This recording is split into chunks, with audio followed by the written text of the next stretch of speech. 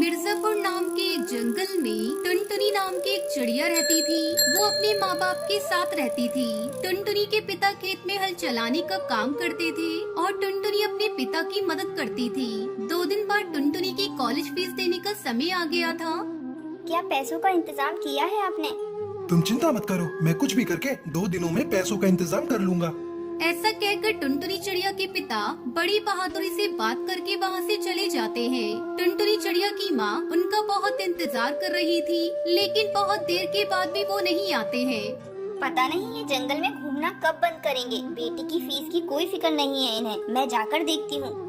ऐसा कहते हुए टुनटुनी की माँ खुद ही जंगल की ओर अपने पति को ढूंढने जाती है, लेकिन जंगल के आधे रास्ते पर ही एक दुष्पिल्ली उस पर हमला कर देती है और टुनी चिड़िया घायल हो जाती है। शाम को टुनटुनी चिड़िया कॉलेज से लौट कर आने के बाद अपनी माँ को ऐसा लेटा हुआ देखकर परेशान हो जाती है। अरे माँ, ये क्या हुआ आपको? आप ठीक तो है ना? ये सब किसने किया? माँ पिताजी नहीं?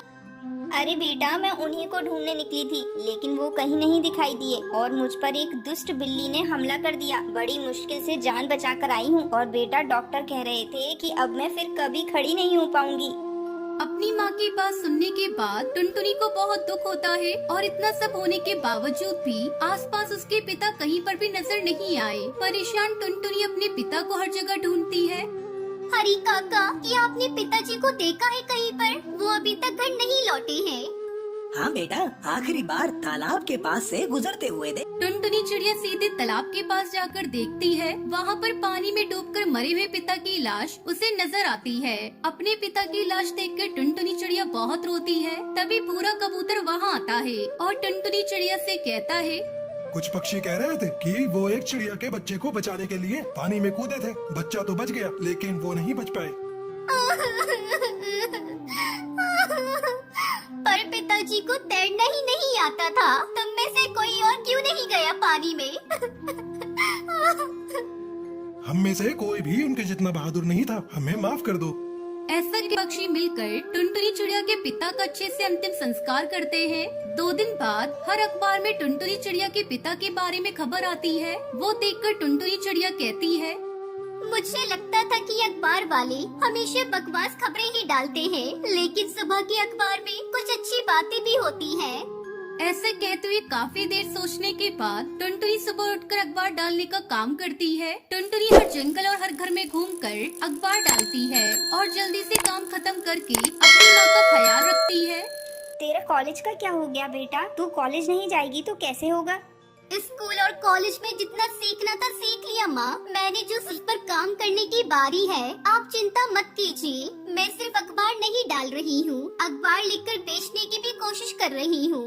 टुनटुनी चिड़िया अखबार डालते हुए अखबार के लिए कुछ लिखकर भेजने का काम भी कर रही थी, लेकिन उसकी कहानियों को अखबार वाले मौका नहीं दे रहे थे।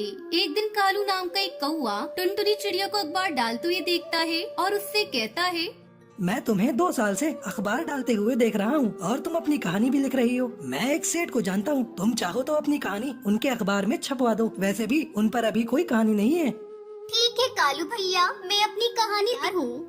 अखबार वाले को कोई खबर न मिलने पर वो टुनटुनी चिड़िया की कहानी को अखबार में छपवा देता है। सभी पक्षियों को टुनटुनी की कहानी बहुत पसंद आती है और फिर कड़कनाथ से टुनटुनी चिड़िया को एक अच्छी नौकरी भी देता है। अपना अखबार नंबर 1 ना सही, ठीक ठाक चले, ऐसे कहानियाँ लिखो। आप चिंता मत कीजिए सेठ जी, मैं 2 साल से अखबार पढ़ने वालों को देख रही हूँ। मुझे पता है उन्हें क्या पढ़ना पसंद है। ऐसा कहते हुए अपनी नौकरी अच्छे से करते हुए टुनटुनी ठीक ठाक पैसे कमाकर अपनी माँ के साथ खुशी खुशी रहने लगती है।